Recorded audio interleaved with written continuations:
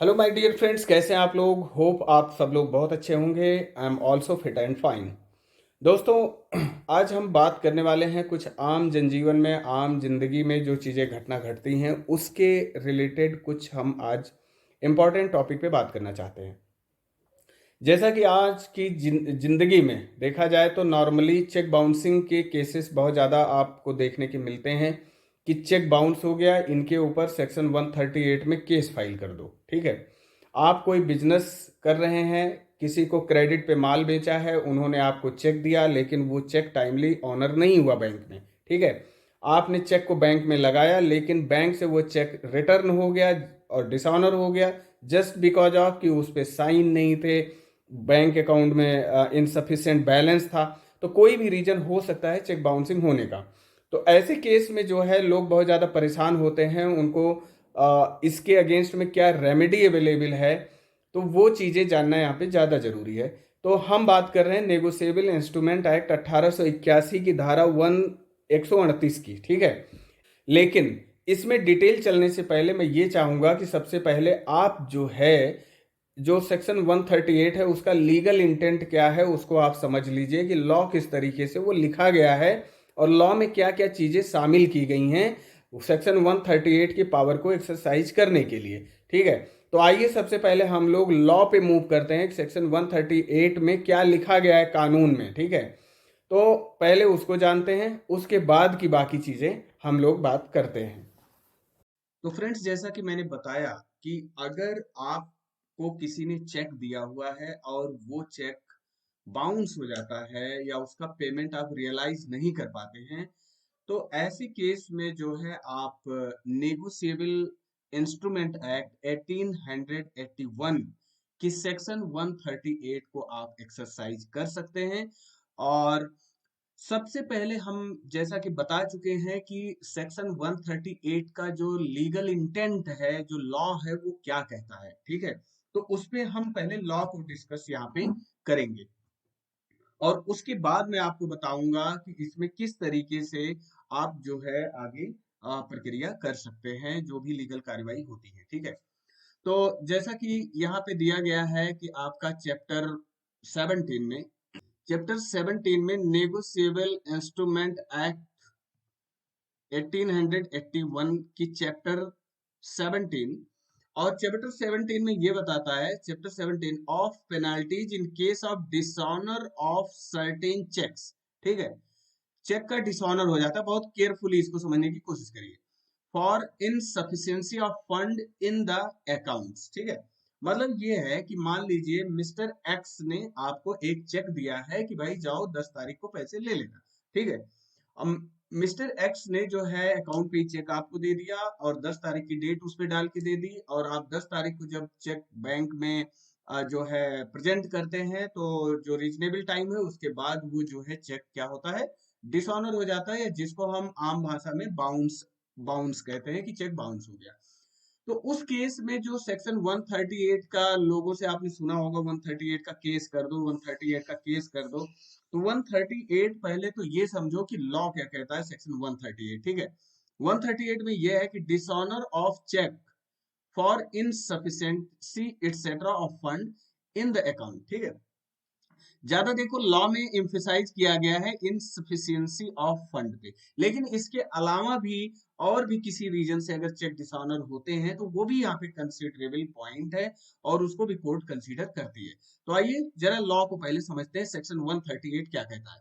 Where any cheque drawn by a person on an account maintained by him, ठीक है, with a banker for payment of any amount of money to another person from out of that account for the discharge in whole or in part of any debt or other liability. ठीक है, यहाँ पे date और liability की जो बात की गई है ये बहुत इंपॉर्टेंट मुद्दा होता है। इसको कोर्ट वहां पे जो है जब इसकी हियरिंग होती है इस सेक्शन में, तो इस पे इंटरप्रिटेशन बहुत हाई लेवल पे करती है। ठीक है, अगली चीज ये है is return by the bank, यानी कि जो चेक वगैरह जिस भी डेट या ड्यूज के कंसर्न में आपको मिला था, आपने बैंक में प्रेजेंट किया उसे, लेकिन उसको बैंक ने क्या कर दिया, रिटर्न कर दिया अनपेड, कि इसका पेमेंट नहीं हो सकता, ईदर किस वजह से वो बैंक ने रिटर्न कर दिया, because of the amount of money standing to the credit of that account is insufficient.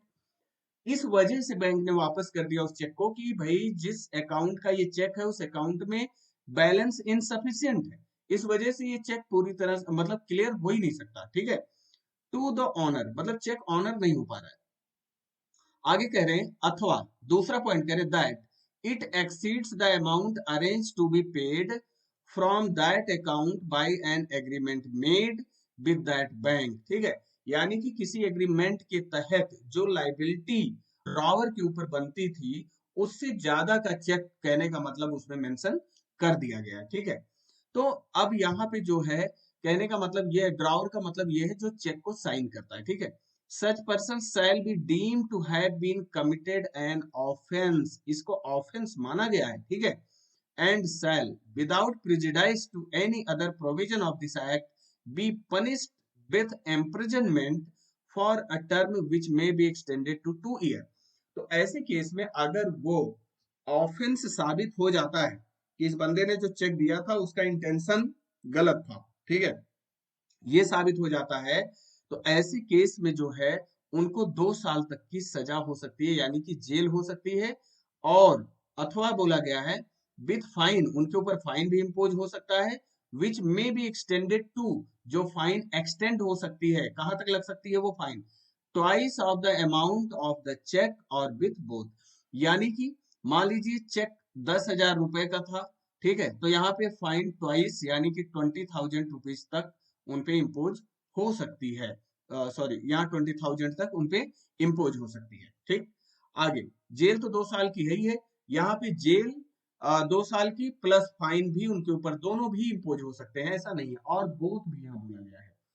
आगे जो लॉ कहता है सेक्शन 138 क्या बोलता है फर्दर, प्रोवाइडेड दैट, यहाँ पे कुछ कंडीशन दी गई है, यानी कि यहाँ पे इसको सेटिस्फाई करना जरूरी है, जो कंडीशन ये दे रहे हैं ये कंडीशन सेटिस्फाई होना जरूरी है, तभी सेक्शन 138 के लिए आप प्रोसीड कर सकते हैं, उसमें आगे बढ़ सकते हैं। Provided that nothing contained in this section shall apply, मतलब कि इस सेक्शन में यानी कि सेक्शन 138 में जो प्रोविजन दिया गया है वो अप्लाई नहीं होगा जब तक कि, अनलेस, जब तक कि आप ए बी और सी ये कंडीशन आप सेटिस्फाई ना कर दे, ठीक है। तो कौन सी कंडीशन, पहले कह रहे हैं the cheque has been presented to the bank, bank में उस चेक को प्रेजेंट किया गया है within a period of 6 month, 6 महीने के अंदर, from the date on which it is drawn, जिस दिन जिस दिन वो ड्रॉ किया गया, यानी कि जो डेट चेक पे पड़ी है उसके 6 महीने के अंदर आपने बैंक में प्रेजेंट कर दिया, और with in the period of its validity which ever is earlier, ठीक है। यानी कि 6 महीने के अंदर या उस चेक की वैलिडिटी पीरियड जो दोनों में से पहले हो उस डेट में उसे प्रेजेंट कर दिया गया हो चेक में, यानी कि जिसको कहते हैं जाके चेक बैंक में जमा कर दो, ठीक है, यानी कि बैंक में वो चेक जमा हो जाना चाहिए, ठीक है। ऐसे बैलो एक ऐसे कह लीजिए जो एक कॉमन लैंग्वेज में बात करते हैं लोग, ठीक है।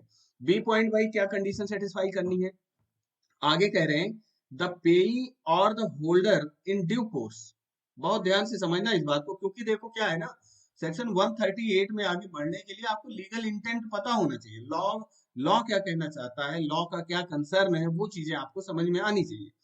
The payee or the holder in due course, holder या पेई दोनों का मतलब एक होता है, हालांकि कुछ सर्कमस्टेंसेस में पेई चेंज भी हो जाते हैं, लेकिन अभी हम ये मान रहे हैं कि राम ने चेक दिया था श्याम को, अब श्याम जो है पेई है और यही होल्डर भी है, ठीक है, पेई और होल्डर दोनों है श्याम, ठीक।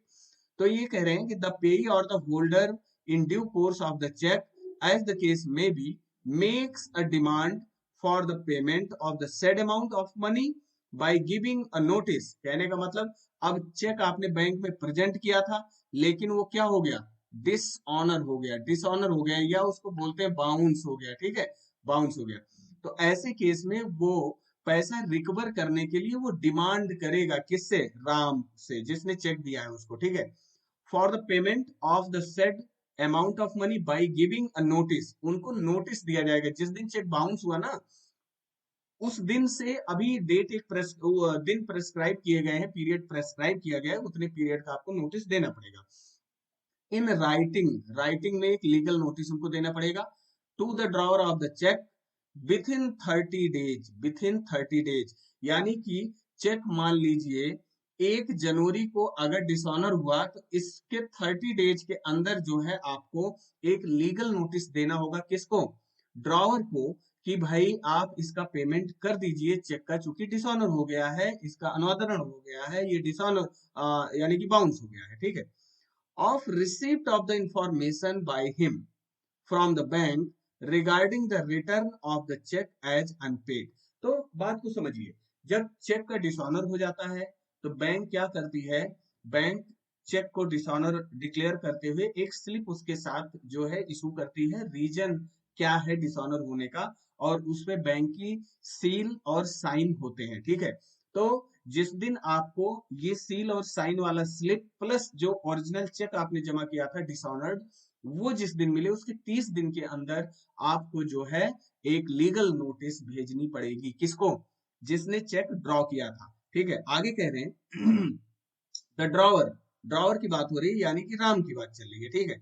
Drawer of such cheque fails to make the payment of the said amount of money to the payee or as the case may be to the holder in due course of the check within 15 days। 15 दिन के अंदर उसे उसका payment करना पड़ेगा। यानी कि क्या हुआ, जिस दिन चेक बाउंस हुआ उस दिन के 30 दिन के अंदर, ये तो हो गया नोटिस पीरियड, ठीक है, ये तो नोटिस पीरियड हो गया, ये तो कोई शक वाली बात नहीं है। अब नोटिस पीरियड में क्या होगा, जिस दिन आपने नोटिस दिया ना उसके 15 दिन के अंदर उसको पेमेंट करना पड़ेगा या उसका रिप्लाई करना पड़ेगा, जेन्युइन कॉज जो भी है उसको डिस्कस करना पड़ेगा, ठीक है। और अगर वो 15 दिन के अंदर ऐसा नहीं करता है of the receipt of the said notice, तो आप क्या कर सकते हैं, सेक्शन 138 की जो पावर है, जो लॉ में पावर दिया गया है, उसे आप एक्सरसाइज कर सकते हैं कोर्ट में, यानी कि केस वगैरह फाइल जो भी करना है आप कर सकते हैं, ठीक है।